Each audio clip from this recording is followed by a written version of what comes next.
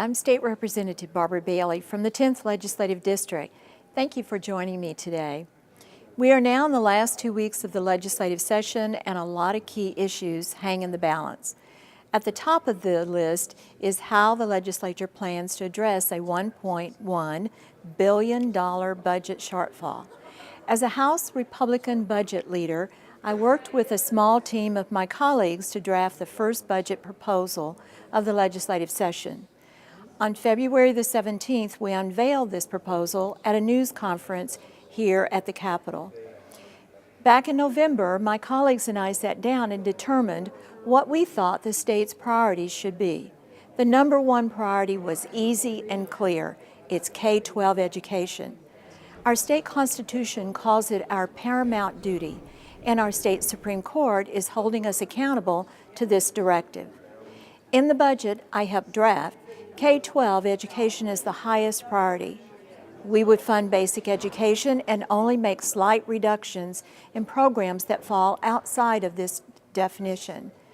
Our proposal differs from the governor's in that we would fully fund levy equalization, not cut any school days, and maintain funding for all-day kindergarten. We also propose education reforms that would result in more accountability and flexibility for our schools. This would ensure that the money we do plan to spend is spent wisely. When we were determining priorities beyond education, we felt protecting our most vulnerable was important. We consider the most vulnerable to be those with developmental disabilities, the elderly, those with mental health challenges, and children. We want to help people who are not capable of helping themselves. With that, the budget I helped write would fully fund critical access hospitals, maintain funding for adult daycare, and regional support networks, and employment programs for the developmentally disabled. And last, our third and final priority is public safety. In our budget, we would ensure criminals serve their time in prison and that community supervision is not compromised. We would also ensure new funding for gang prevention and for safety initiatives in our correctional facilities. Setting priorities also means determining what our state can live without. Our House Republican budget would eliminate 51 state programs that we don't feel are priorities of government. For example, we would eliminate a program that has state agencies pay for their employees to carpool to work.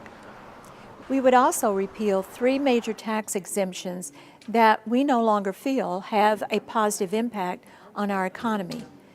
Some may call this a tax increase. We call it sound public policy. Our budget would also have the state sell certain surplus properties.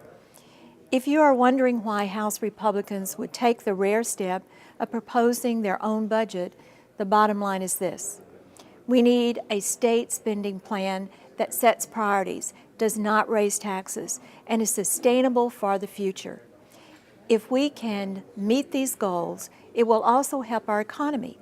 As you can tell, writing a budget is no easy task, but it is something that we must get right.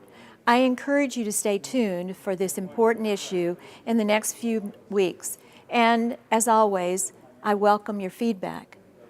Please contact me if I can ever be of assistance, or if you'd like to receive my email updates. Thank you for your time today. I'm State Representative Barbara Bailey. Go out and make it a great day.